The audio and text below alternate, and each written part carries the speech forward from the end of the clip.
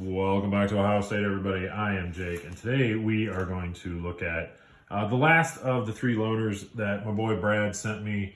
Mild mannered EDC. He's pretty eclectic in his collection. He likes to search out, kind of some, not really strange, but just some different knives. And he was very polite and passed some on to me just to check out for a little while. Knives that I definitely would not look at for myself. But I think that's what's really cool. We did kind of see a little bit different aspect and some different changes that can happen with other brands. This is the first Kansept that I've also looked at as well. I've already heard, multiple terrific things about all their designs, quality, and so on. So this is the Kansept Lucky Star. So let's get the specs out of the way and we'll talk about some of the funner stuff. So Lucky Star is going to run you about $170. Now, I do think after handling this for a while, the materials that they put in here and the quality, the production, everything on it, I think $170 is actually quite right on. Everything folds in that price nicely, so I think that's quite okay. 8 inches overall. Oh, gosh, yeah, we're going to talk about that a little later too, right? Oh, man. All right, anyways, that front flipper is going to get me. So 8 inches overall, which is actually quite a terrific length for me, even though it's quite a thin knife, kind of a bag lighter, a little bit thinner than a bag lighter, but it's a good length. Right? You got a little bit of the handle sticking out. There's nothing really telling me that I have to put my fingers anywhere so I don't get bunched up. Plenty of blade out there, that type of stuff. So I think we're good as far as that's concerned. Overall weight on this guy is 2.7 ounces, so nice and lightweight. All those measurements, everything I'm kind of giving to you, to me just really speaks highly to like kind of that gentleman's carry, church carry or whatever you want to say, office carry. I think this fits nicely into that. So materials on this guy, S35VN on the blade, always promote that. I love S35VN. I don't think it's boring. I think it's terrific. I think it's a great steel. I would absolutely love that on all of my knives if I could get that. So terrific steel there. Everything else on this guy is going to be titanium. Obviously titanium scales, frame lock, your pocket clip, your back spacer, everything's titanium. Inside of here, you got ball bearing pivot system. So when you get it right, the thing really flies out. All right. I just personally have a bit of issue with, there you go, and that's with me. So the action on it is absolutely quite smooth. Once you get that lock out of the way and get my fat finger out of the way, I'll move that lock bar, the blade drops right down, and so it works really well. So materials-wise, again, fold right in the price nicely. I'm okay with that. So we'll talk a little bit of the aesthetics on this guy. The overall design of this thing, I think, is very cool. All right, I think it's very nice, just clean looking. They've really tapered everything down, and everything is just beautifully done. You have some nice contouring on the scales. All the edges are nice and rounded off. Nothing really major there. The designer here on the other side, this is obviously their Kansept logo, and they got a little bit of just a model number, S35VN, if that picks up there in the corner. This logo, focus, there you go. Max, his last names are Ukrainian, and then up there by the blade, the end of the blade, you can see it says Lucky Star.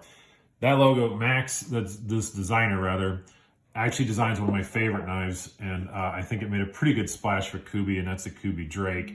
If you're not aware of that knife, I would definitely suggest it. I think it's super cool. It's one of my favorite knives. One of the ones I kind of let go, just as we do, but they have now made a version 2 of the Kubi Drake, his design, and I think I'm definitely gonna have to pick that up. I've looked at it so many times, and it's a terrific knife. But anyways, so well-known designer. If you kind of dive into it, he's got quite a few designs out there that you might not even be aware of. So that's cool. The design overall is terrific. The functionality of this knife, when it's actually deployed, is quite well. They've got a beautiful amount, a very long row of jimping on the back of that knife, and that's absolutely desired. I love that. A lot of times jimping just sort of sits back here and it's quite unusable, where this, for such a little knife, if you're really going to do anything major with it, it sits right in there and sits nicely. So I appreciate that. Another thing I always love about these style, if you notice, there's no stop pin, right? This is the style that has, and hopefully this won't be too bright, but if you can see inside of here, there's a little race right inside of there. Let's bring that up a little more. Yeah, there you go. You can see the little track inside of there, and the stop pin there. You can see the stop pin is actually buried in the blade itself, you know, goes through the blade. So that's a design element that I actually really look for. I think that's quite cool. That way, just, you know, it's a little less, I don't know, a little less hardware, I suppose. But the overall design then is just very smooth and very clean, and everything's just kind of encompassed inside. Now, all right, the front flipper. I'm going to get into this, and this is, I said it's kind of hit a trifecta of things that I would not normally do. Front flipper, very, very thin frame lock. All right, all three of those things are just, that's portions of a knife that I would normally completely avoid.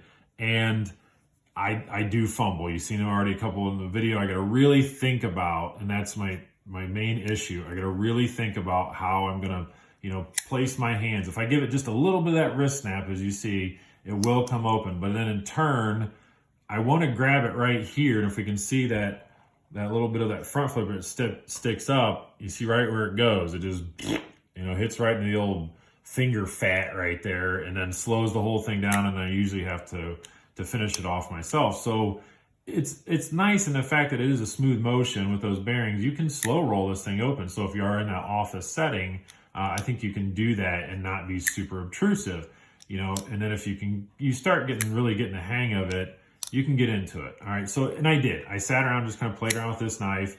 You know, there you go. See, if I kind of just keep messing with it, I can get it going pretty good. And that's a credit to their action. Now, what just happened a second ago is still my main concern with this, and that is where you see my finger. You can see it already happened, and it hasn't cut me yet, but boy, this thing has grazed me so many times, either on my ring finger or my pinky, because I don't think about it, and I roll it a little bit, and then that's exactly what happens. It just grazes my finger, and then it's like, ugh, you know. But I think that's big hands, fat fingers, whatever you want to say. Also just sort of being, I don't know, mentally stubborn when it deals with, you know, coming with different type of systems, you know, because this really does work really well. The action on the blade completely drops shut, hits you right on your fingernail, and you close it down. No issues there. It's not a heavy blade by any means with those cutouts. So I don't think it's falling just due to the weight. It is a great action because of the ball bearings that they used. Yeah, there you go. I think that looks really good. They got a nice steel insert. Let's see if you can pick that up.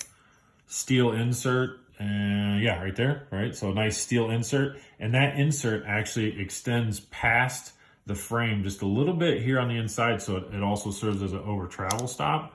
Great, that's always a good thing to see. That way you know you're not going to wear out your lock bar or anything.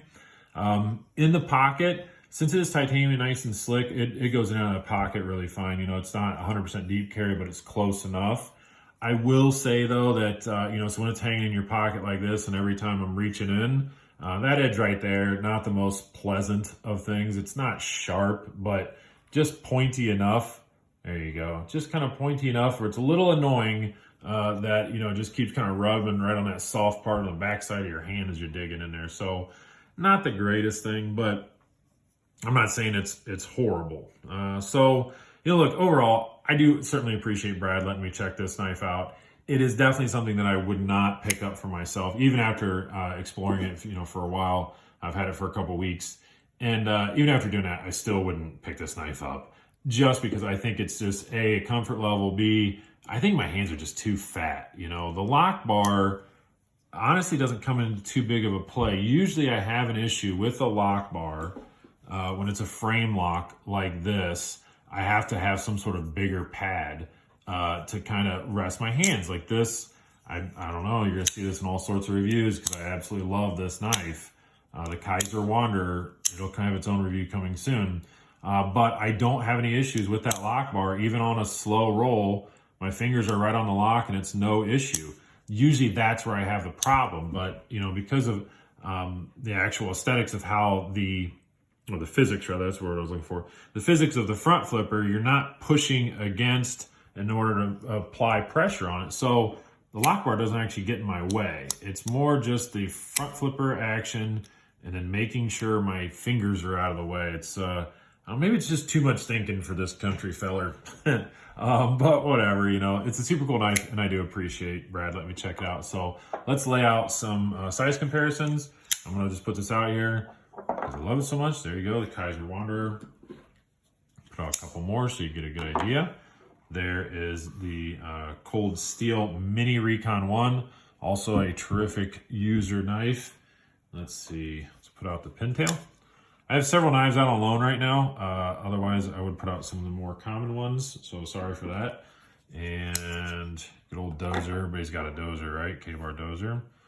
And we'll put a couple more. Oh, good, I got an Elementum. Everybody's got an Elementum, right? Oh, there you go. Elementum first comparison and a bug out. Let's do a little bug out. Ooh, nice. All right, there you go with the bug out. Good comparisons. Kaiser, well, same brand almost, right? Or no, was it the departed member of Kaiser? Anyways, Kansept Lucky Star. Thanks again to Brad for the last time for letting me check all this stuff out. And thank you guys for always watching and commenting and hanging out. It's always super cool to do this and a lot of fun for me. So everybody, have a great day.